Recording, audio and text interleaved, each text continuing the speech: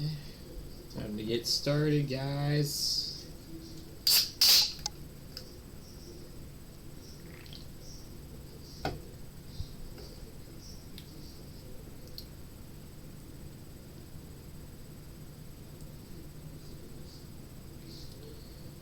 Share this with some friends of mine. You guys know the drills. Hello, guys. My name is Brundonx. I'm going to let you know that. And we're here for some scary stories.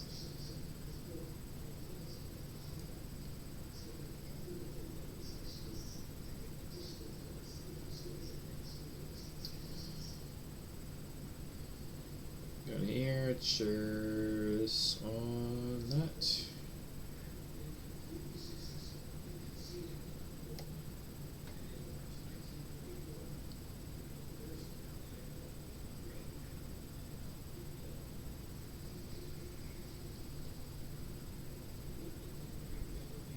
Okay.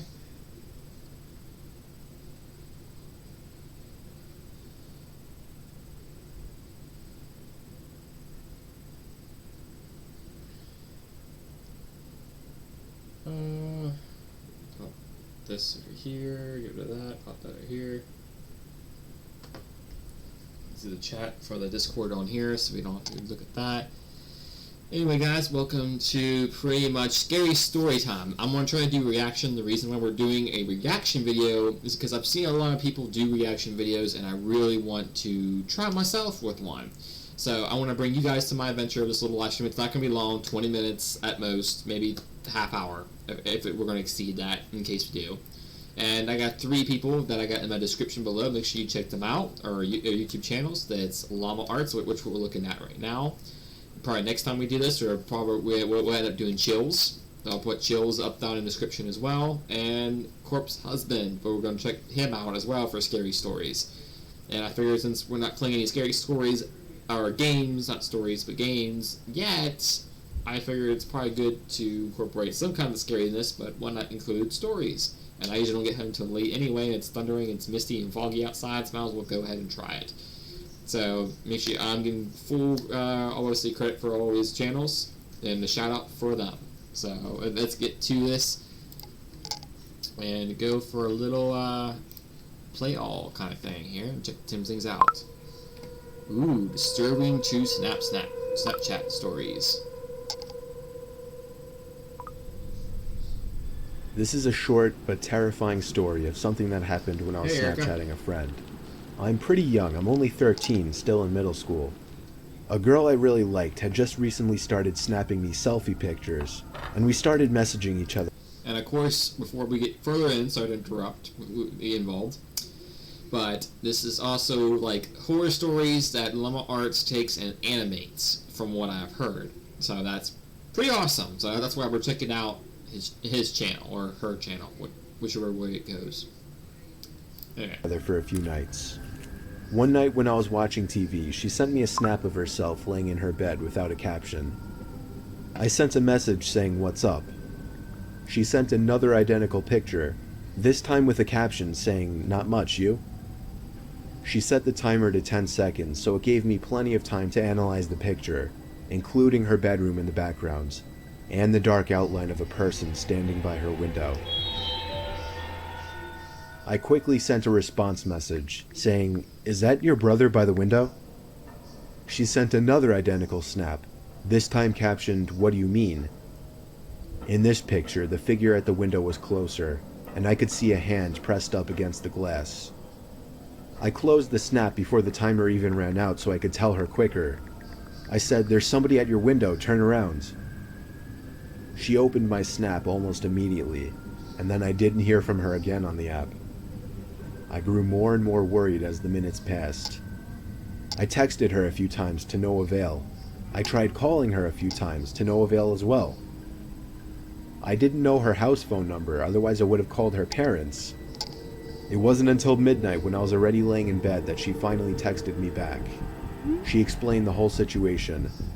As soon as she looked at her window and saw the person standing there, she screamed, and that caused the person, who turned out to be a 20-something-year-old man, to open the window and jump into the room.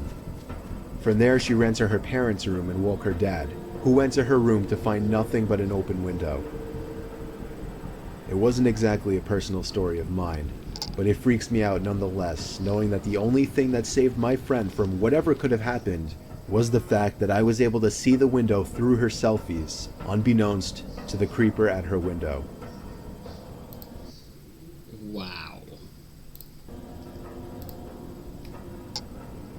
That's story one.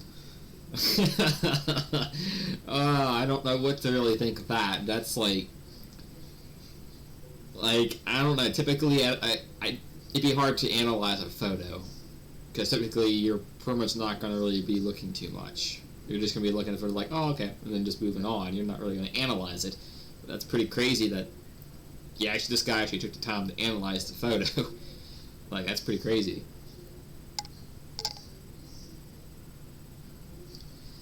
Anyway, let's go to story 2, the bathroom stall airport story.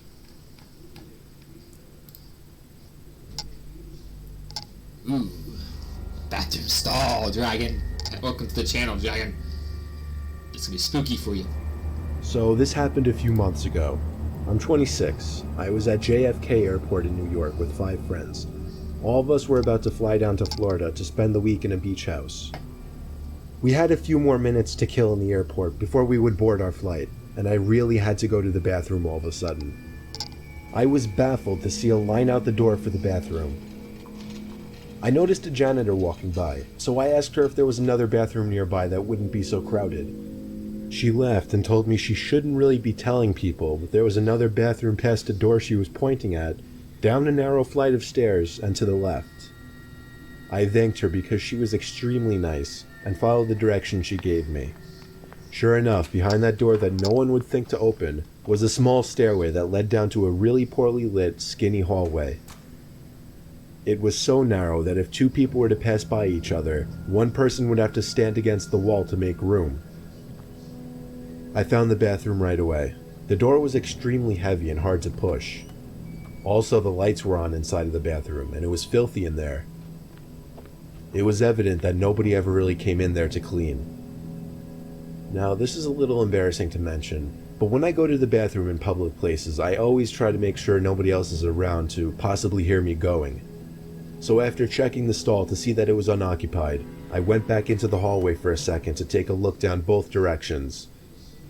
To the left, there was somebody standing at the end of the hall, in a dark, unlit section of the hallway. It was a disturbing sight to say the least. All I could do was awkwardly pull my head back into the bathroom and try to pretend we didn't see each other. I went into the stall and just stood there biting my fingers for a minute, dreading the thought of that door opening. And of course, it did. I saw the man's black shoes under the stall door as he walked to the stall next to mine. He shut the door, and then there was silence. No sound of the man unzipping his fly or sitting down, nothing. I realized I didn't really have to go anymore, and went to unlock the stall door. That's when I looked up and saw the man's head peering over the stall, looking at me. Ooh! I nearly had a heart attack as my screams bounced off the walls of the tiny bathroom. I ran back up those damn steps and out that door, and then casually walked back over to my friends. I was breathing heavily, but nobody seemed to notice. I didn't tell anyone just because it was embarrassing, and I didn't want my friends to make fun of me in any way. I know, I guess that seems stupid now. We went on to have our Florida vacation and all had a good time. Of course, the thought of that creepy man haunted me every night that week. It's good. You're still opening, huh? Mama arts. Okay, that, in my opinion, was creepy just from the beginning because nobody knew about this bathroom. It's like no one knew about the restroom. So for someone to be standing down the hallway in a narrow hallway, come on. Unless that janitor told someone else, I don't. It's possible, but come on. What are the odds that someone would ask the same question and you'd be both in there? That'd be your soulmate. Like, come on. I don't know. I'm going to throw my skepticisms, but I'm also going to throw my I go halfway on everything, so it's just like, I can see it happening, but at the same time, kind of like, it's kind of creepy, though. Really creepy story. Okay, scary true pool horror animated stories. Ooh. Dragon's gonna pee himself. It was approaching the end of summer, and my friends and I wanted to do some cool, mischievous things before going back to school. So, we had the genius idea one night to sneak into a nearby community pool. It was actually only a couple blocks away. It's right smack in the middle of a residential area, so instead of sitting on a main road or something, it actually just sat around a bunch of houses on a quiet road. During a hot day, the little parking lot would be full and the spot would be bustling. But at 1 in the morning, the place was of course dead. There's obviously a big fence surrounding the whole front entrance, as well as a cage that gets closed up when the place closes, so our best way was to get in through the side. We snuck into the backyard of a neighboring house and hopped the fence over to the pool. It was as easy as that.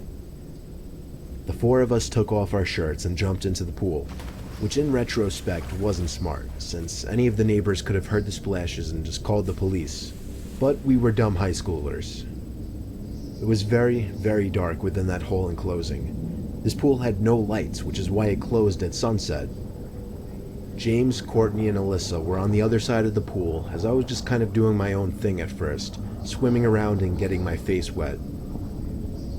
I saw Alyssa get out of the pool shortly after and run away. I swam over to see what was going on. She was just going to the water fountain, though. The 3 of us just bopped around in the water for a bit, and eventually we heard Alyssa jump back into the pool from the other side. It was too dark to see much more than her black hair covering her face. But just then we heard Alyssa playfully call something to us as she was walking back to the pool. The 3 of us in the pool looked at each other. I know they were doing the same thing as me, counting heads. There were 3 of us on this side of the pool, and here came Alyssa walking over to our side. So who was that on the other side? Alyssa got in, but the 3 of us were distracted, looking at the head bopping around the water across the pool. James said across the pool, "Who is that?" Not even 2 seconds later, the head went underwater and disappeared from view. We took this time to whisper to each other, mostly things like, what should we do? What if that's security? And should we run? Suddenly I felt something grab my leg with force and tried pulling me down into the water. I kicked, splashed, and yelled for help. James came over to pull me out of the pool, while the girls were already running for it, screaming. It wasn't until I got to the stairs of the pool that the grip on my leg was released and I was free. We hopped the same fence we climbed over to get in and ran all the way back to Alyssa's house. I was convinced that whoever that was a security guard. That is, until they literally tried to pull me under the water. We don't know what to think. There are a few possibilities. Maybe it was just another kid messing with us, maybe it was a security guard who went way too far, or most likely, it was a dangerous person who had ill intent.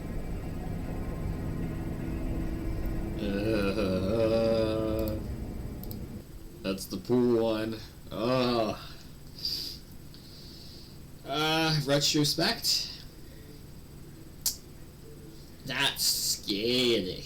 That's just like, yeah, do a head count. Security guard was out from the start. Security guard would have had the flashlight out. He would have been looking around. He would have been like, hey, kids, get out of the pool. Like, we all know that. It'd be a flashlight holding up like this. Not in the pool with you. Like, that's kind of creepy that the security guard would jump in the pool, not say a word, and just stare at you. It's not their security guard. That's something in it that has evil intent. Or is just creepy and just being there.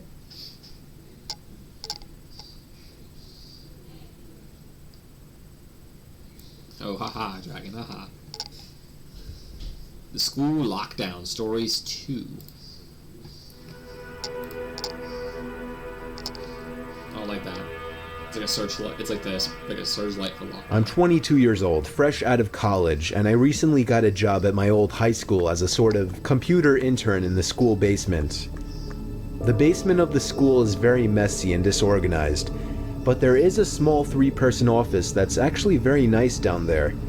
It has 3 nice big desks, 2 mini fridges, a flat screen TV mounted on the wall, and oh so satisfying air conditioning, a luxury the students and teachers cannot enjoy in the school, and of course all the school servers and other computery stuff.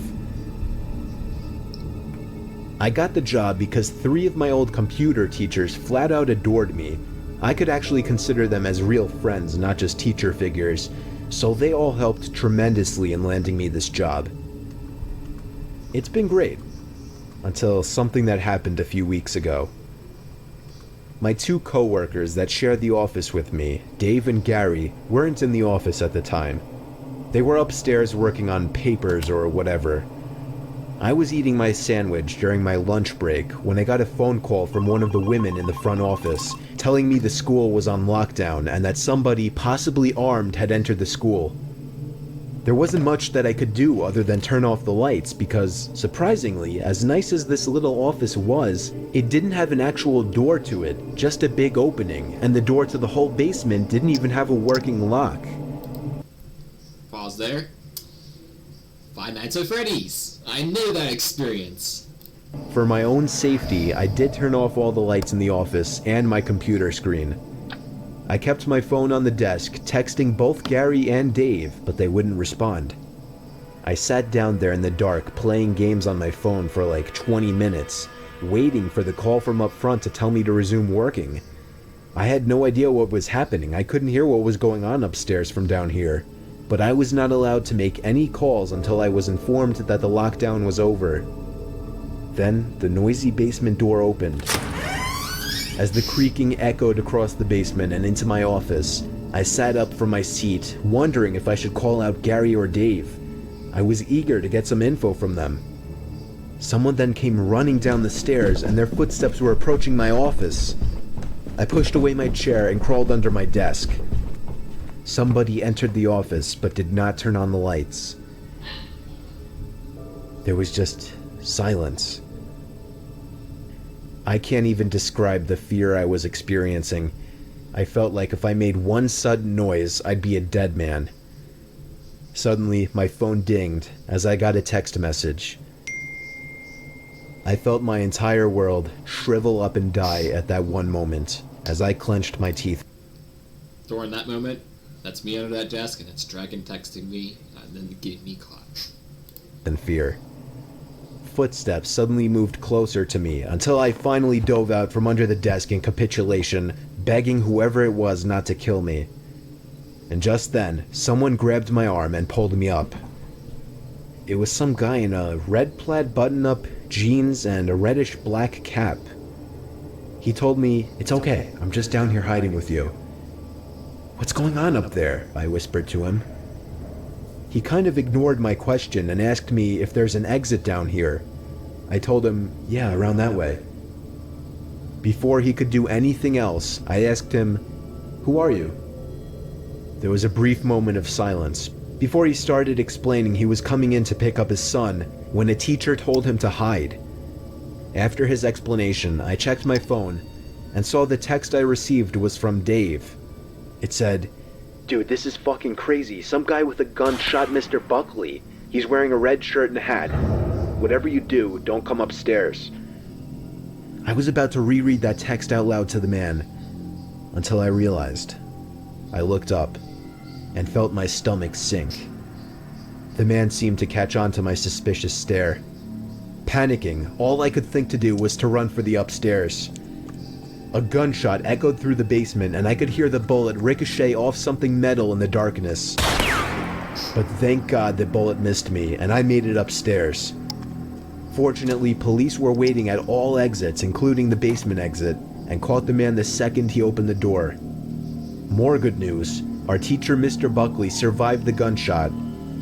It was later determined that the man and Mr. Buckley had some beef for whatever reason, but that was never revealed. All we know is that Mr. Buckley couldn't have done anything that would have warranted this kind of reaction. And I know that the sound of that gunshot will forever echo in my mind. Ooh, the gun right behind his head. And that was the school lockdown. I don't know. I probably would have been a little bit more calm with that guy, so he would caught on. Then text saying he's downstairs. I would have been saying that. That's probably what I would have done. I don't know. That might have been the wrong call. He might have just shot me. I don't want. There's not much you can do in that. That's why I made the sounds, because you pretty much might as well just crap yourself, because there's nothing you can do. Okay. Next thing we got is, we're just going to go down the order and we'll continue off where we left off. Okay, we got Christmas Eve horror story.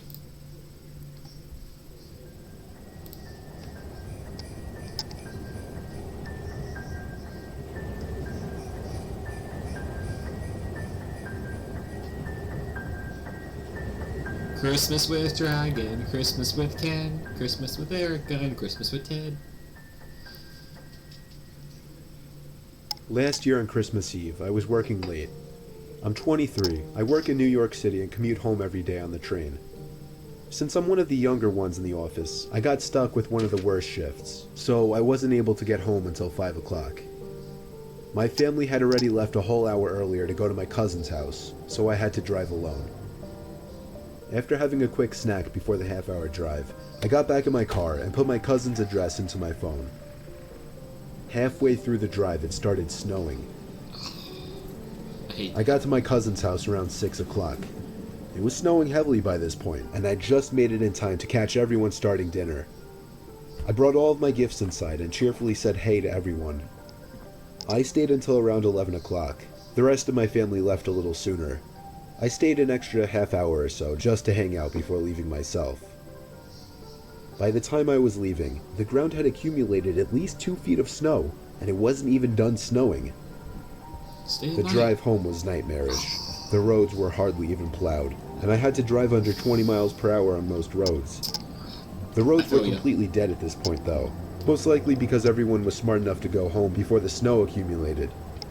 Eventually I turned onto a main road that I'm sure would usually be bustling, but at 11:15 on Christmas Eve night, there wasn't a single car or a single light from a store.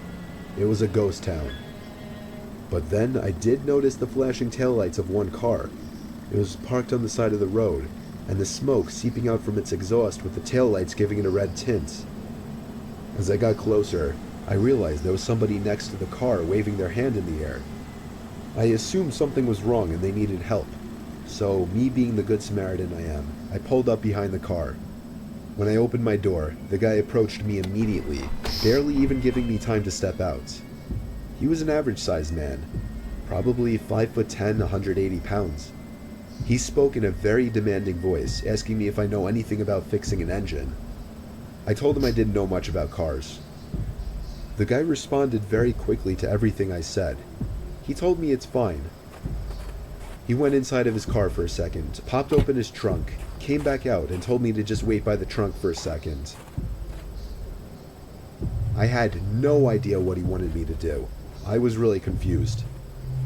He walked over to the front of his car, and I heard him open the hood. I couldn't see anything he was doing since the trunk was blocking my view, and the loud wind of the snowstorm overpowered any small noises he might have been making. I put my hand on the back of the car and leaned my body in anticipation, when suddenly I heard 3 or 4 quick and aggressive footsteps in the snow behind me before I was pushed into the trunk. The man tried to close the trunk on me, but I kicked my feet up in resistance and held it up. I was able to overpower him and kick the trunk open completely. As I took advantage of the few seconds I had to get out of the trunk, I took out my keys. He tried to grab me now, and I dug my house key right into his neck. He fell to his knees and his scream echoed down the deserted street. I was in my car and halfway down the road before he could even get up from his knees. A little further down, I called 911 and reported the guy. I came back in 10 minutes to find blue and red lights illuminating the windows of the deserted stores. The police held him until the ambulance arrived for him. I watched the whole thing, and nothing ever felt better in my life. I got home safely half an hour later and told my family everything. I was still very shaken that Christmas, and this remains possibly the most horrific thing I've ever experienced.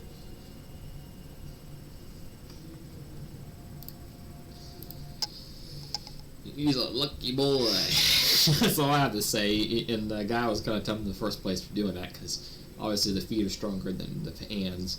So obviously, as long as you resist it with your feet, you're most likely going to be able to kick it open. So you got really lucky with that. That's definitely logical in my opinion, and scary.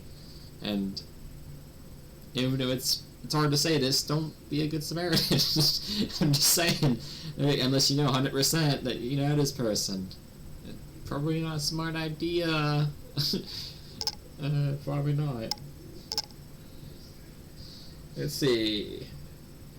Erica's asking if I'm scared. No, I am not. I'm not gonna pee my pants. I know Dragon's probably on his way. He's probably he hasn't said a word all day, so he's probably in the bathroom right now. Scary field trip. I do not know how long the stream's been going on, but if I had to calculate the time,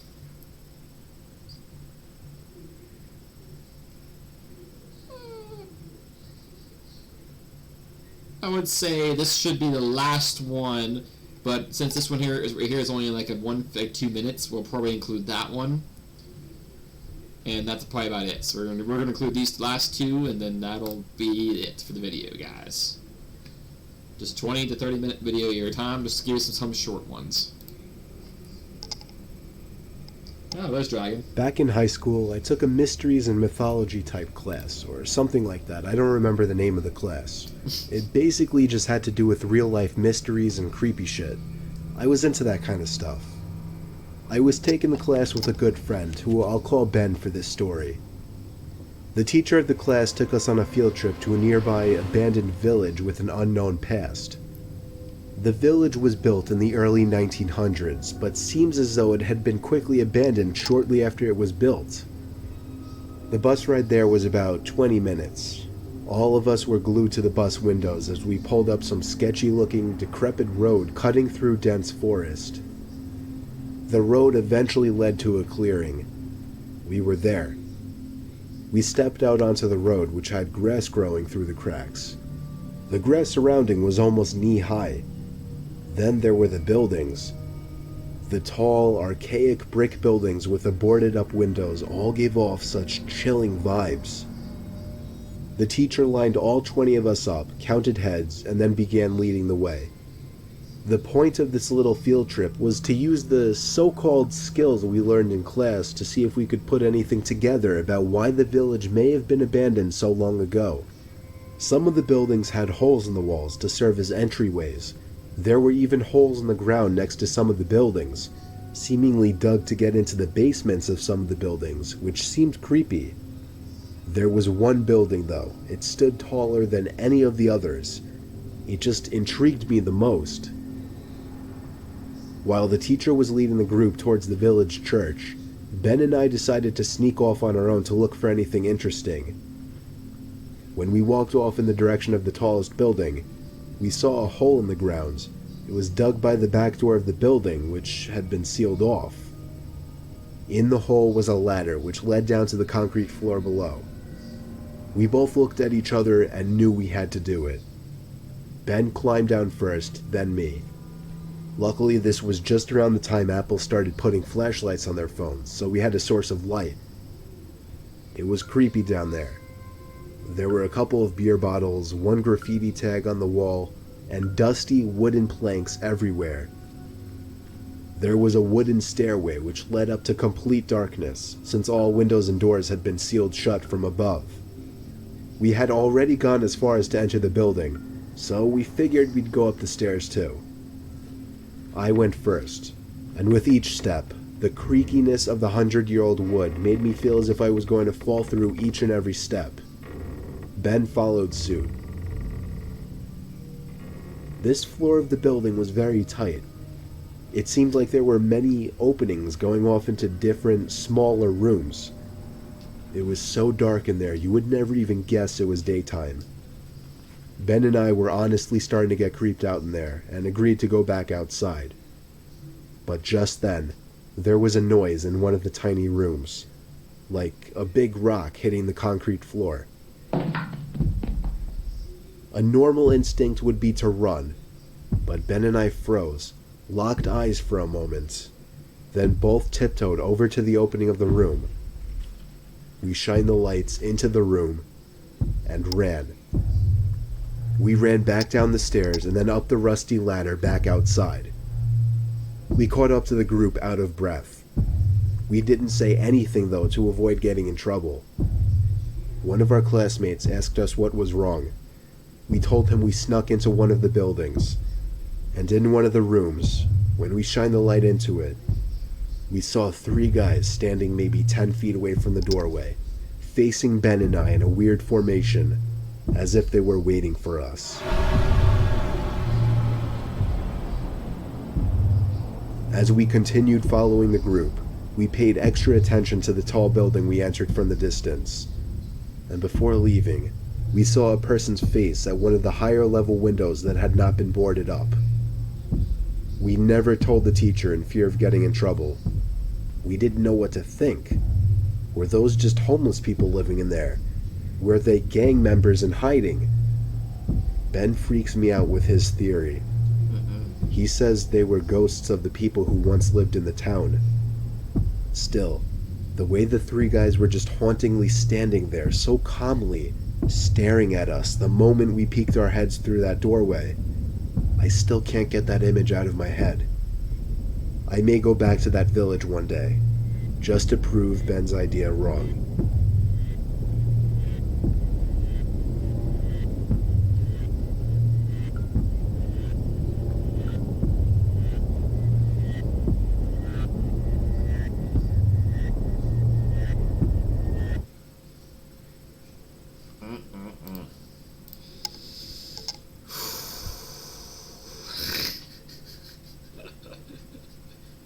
So what do you say, Dragon? Field trip time? We can enjoy a field trip, right? We can go to this place.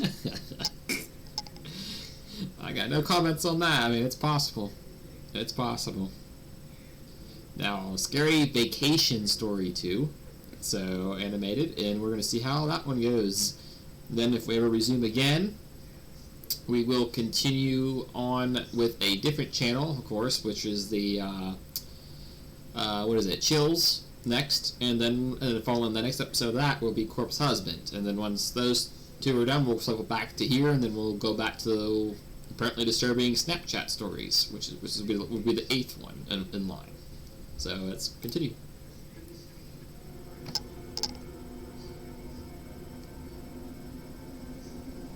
Bunch of wimps. I was vacationing in the Bahamas when I was... We move on for a moment. We got Ken who joins in the chat. He's like, I am in. I'd go. A bunch of wimps. I'm sorry. I'm a damsel in distress. What can I say? I scream better than most, as Erica says. I was 14 with some family friends. My friend and I were getting some henna tattoos at the hotel, and there was this guy lingering around us. But we didn't think much of it because a lot of people would stop to see what was going on. After mine was done, I told my friend and her mom I was going to go back to the room to get ready for dinner.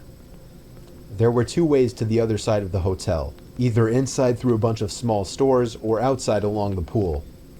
I walked through the inside and got to the elevator, where I saw the guy who had been watching us already at the elevator. We got on together, and he gestured for me to choose my floor button first. I clicked it, but he didn't choose another floor. Alarms start going off in my head. But what could I do? I was stuck in an elevator.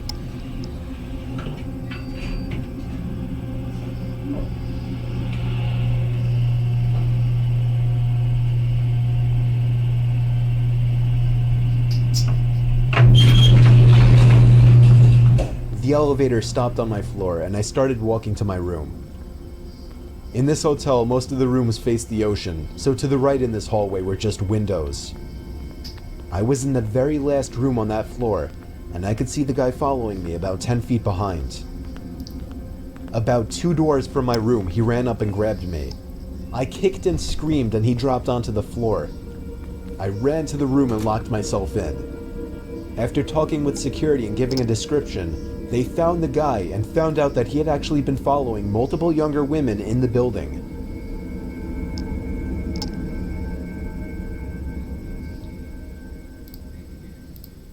And that's pretty much the Scary Vacation. thank you guys for watching. I hope you appreciate or like the scariness of these videos. Give a thumbs up and down if you want to see more. And, subscribe, hit the bell icon if you want to see any more new updates coming up. And I'll see you guys next time. Thank you for watching. Scary story next time, I guess. We'll probably do maybe one more tomorrow, because I got nothing planned. So, or we do Deep Rock Galactic. You guys choose. Make sure you tell me down in Discord. Let me know. Anyway, toodles.